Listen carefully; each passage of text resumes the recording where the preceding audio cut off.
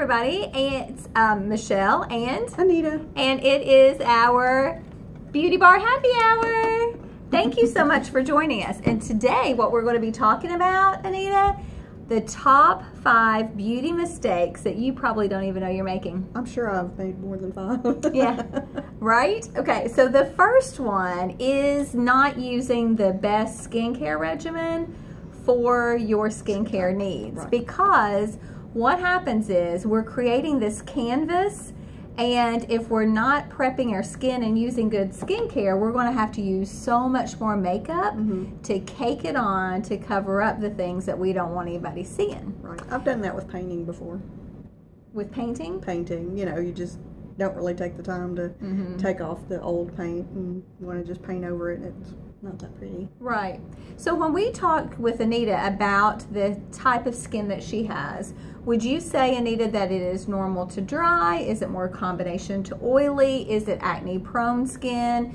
Do you have advanced signs of aging? Not really worried about aging yet? What would you say? Because those are the skincare regimens that you want to make sure that you're using properly for the needs of your skincare. Not the one that's in the cutest bottle, not the one that's on sale, you know. They're pretty. Right. So what would you say, talk to us about the way that your skin is. Well, it's definitely dry.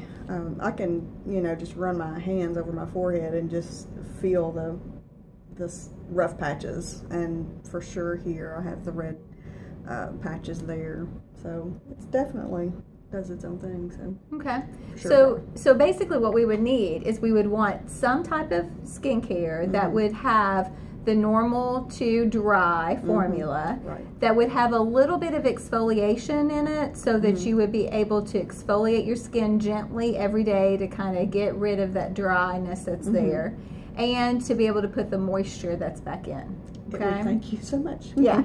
So, and one of the things that people use as as an excuse is that, well, I guess it's not really an excuse. It's a legitimate thing that it's hard to go out there and look in the store and figure out of all that stuff that's there, you know, what to use. And so it's nice when it's a regimen that's put together that takes the thinking out of it for you. Yeah, because you have to trust that product to tell you the truth if it's going to work or not, and then you'd like to know, you know, does it actually work?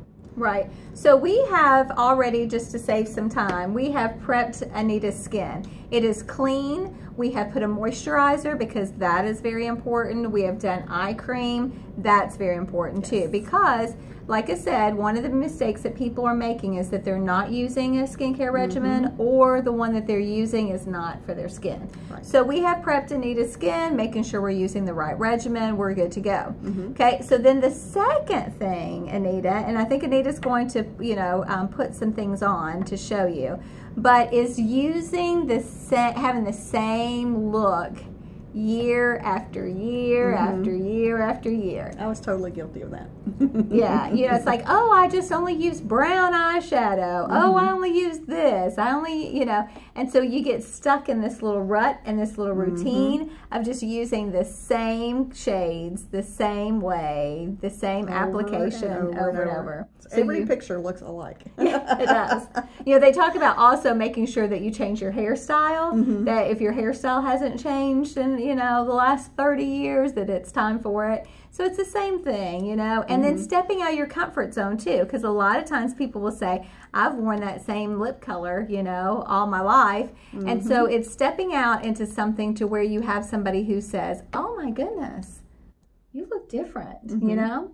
So what we're going to do is, Anita has, one of the things that she had talked about earlier is that she now has this love for cream eyeshadows, that she had stayed, you said you stayed in the powder kind of formula, which is nothing wrong with that. Right. But the color schemes, you said that you had stayed in which colors over and over? Mostly, I would not stray from like a pink foundation and then the blue in the crease, and I just lived with that forever, and that was so 80s. Yeah, so you had that blue going on. I did. Yeah, okay. Well, let's kind of watch what Anita's going to do. Again, she's going to be using some liquid eyeshadow, and so kind of talk us through that.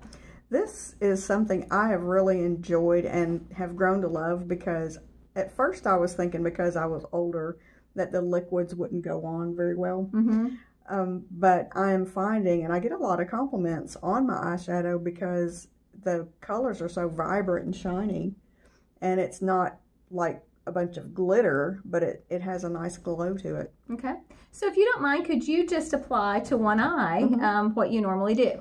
So kind of tell us. So you're taking, so that is an applicator that kind of makes you think about what you would put lip gloss on, right? Yeah, it's very cute. And so this one that you're using is kind of a neutral kind of tone. Kind of a beigey skin tone. And so you're using that over your entire lid? Is that what you're doing? I like putting it on the entire lid, and then I can go back over with a crease color. Okay. Just kind of adds a little bit more. And what I'm noticing too is it's going on very smoothly. It is. There's no pulling and tugging. It's just a very smooth glide. Right, because pulling and tugging, that's going to add the wrinkles that we don't need. Okay, so I noticed that you're kind of just blending it out, going kind of up to your brow bone, actually, and using that more of a base. Right. Okay, so that's just a really pretty neutral color. Yeah, it's kind of a good primer too.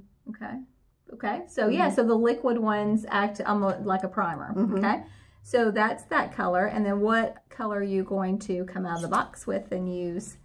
I like, it's kind of a pinkish rose color. And I like this color because it gives another dimension to your eyes. And I like just kind of playing around with like going from light to medium to dark. Kind of like ombreing it. Yeah, ombreing it, yeah. And then you can leave the lighter color in the middle, and it gives a nice sparkle. Kind of points towards your eye and makes your eye just pop. So this is going away from that blue that you wore all the time, right? It really did. And it took me a minute to get used to the idea, but it worked. Okay. And you got a lot of compliments? I did, yeah. Okay. And this one is kind of a next step up.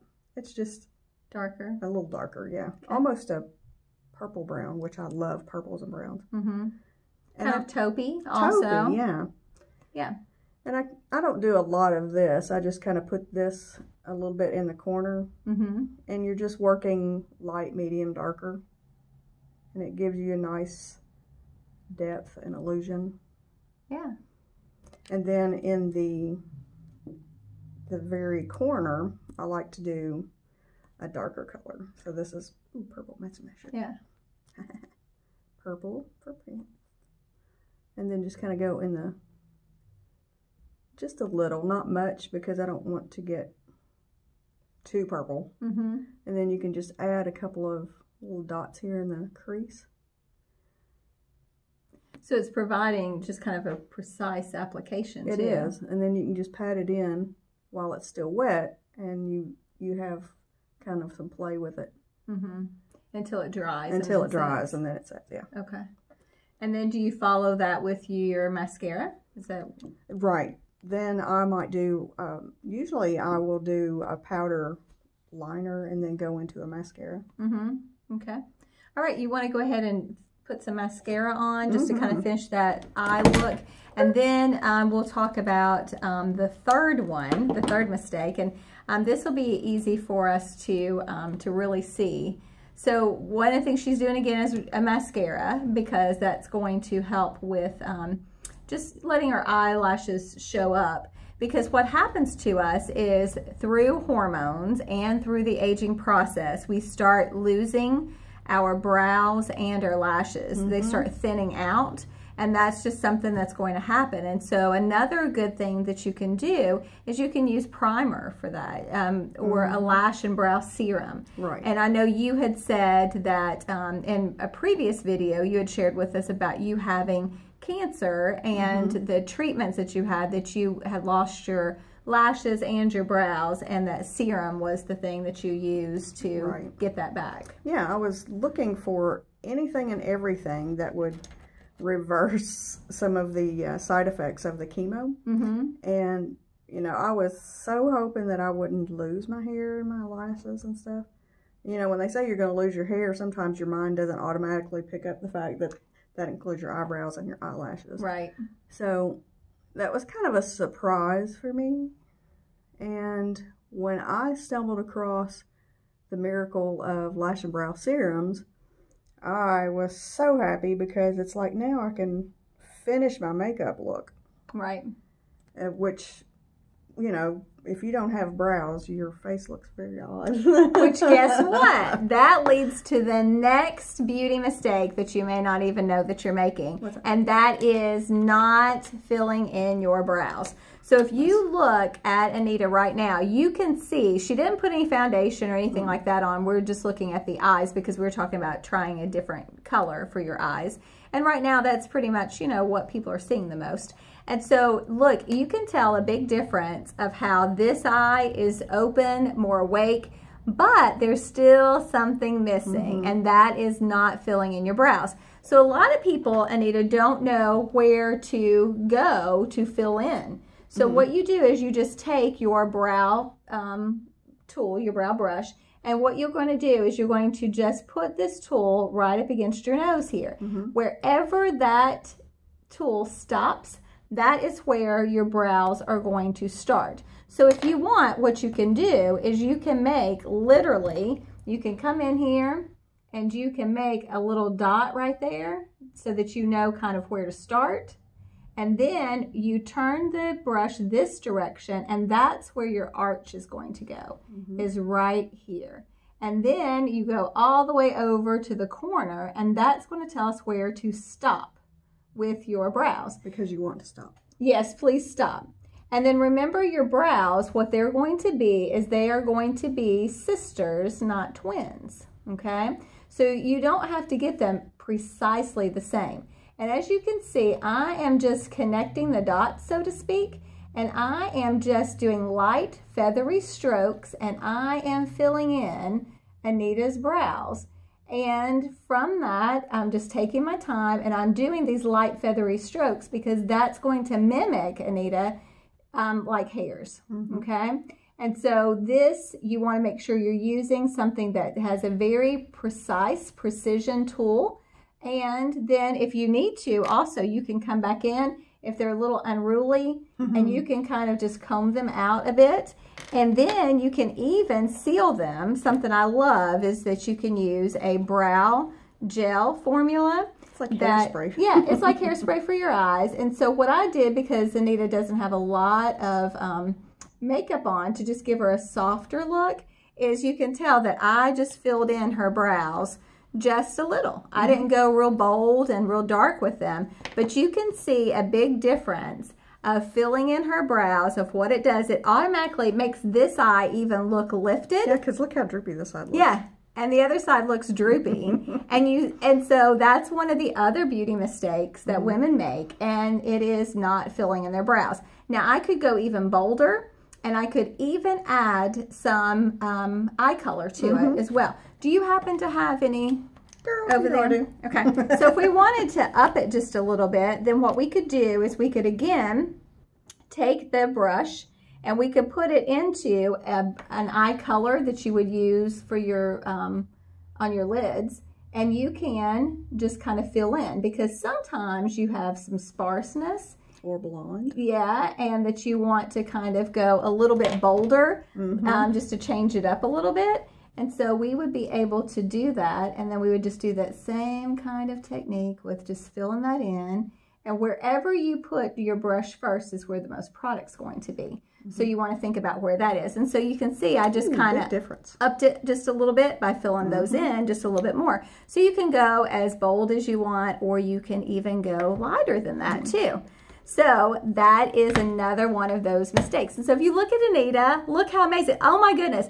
It's a huge difference. That right eye looks droopy and tired. It does. And again, we did not put foundation or anything like that on. We just did the eyes, because we just changed it up a little bit instead of using the same exact colors over and over. Right. So then another issue, another beauty mistake that you probably don't even know that you're making, is the fact that you're using dirty brushes.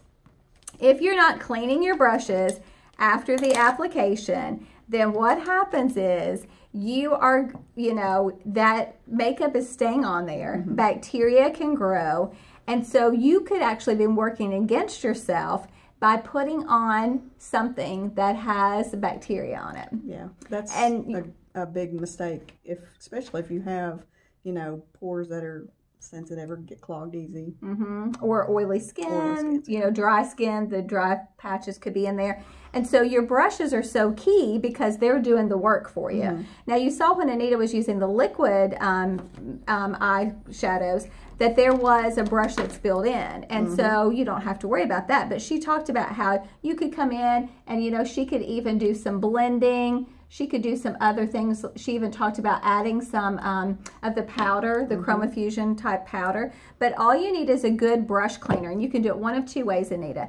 You can do a good cleaning that would be maybe like once a month that you would use your cleanser and clean your brushes really well. You want to make sure that you're never standing them up to dry. You're letting them lie flat so that the liquid, the water's not getting down in there and messing up your brushes. But the other thing you can use too is you can use a brush cleaner. And so you just shake that up, and what you're going to do is you're literally just going to spray on the brush cleaner, and then you would just tissue it off. And it's not only, Anita, going to clean your brushes and get them clean really fast and easy, but it's also going to condition your brushes too. And a lot of people don't think about that. They don't think about how you need to make sure your bristles on your brushes are conditioned. And you can feel that and see that that feels so nice. And I love the smell of it too. It makes it smell so clean. Yeah, because if you have rough, tough bristles, and you're applying that to your face, then you're going to irritate your skin. And so we don't want to do that, okay? And so then that brings us to the very last of our 5, and that is not taking your makeup off at night. Yeah. I did a video once of me, doing this skincare cleansing system, and I showed the water of when I got my rag clean and wet and stuff, and I was like, oh my, sometimes I do go to bed without it, and that's not good. Right. And like you said, it will clog your pores, and then clogged pores just get larger, and then you got big old clogged pores, and that's gross. Can't hide that. No. And then, especially with mascara, you end up with eye mites and all of that. So you want to make sure that you have an oil-free mascara and eye makeup remover. You want to use just the products that are made for your eyes so that it doesn't irritate. Right. And then some people will say, oh, I'm just so tired at night.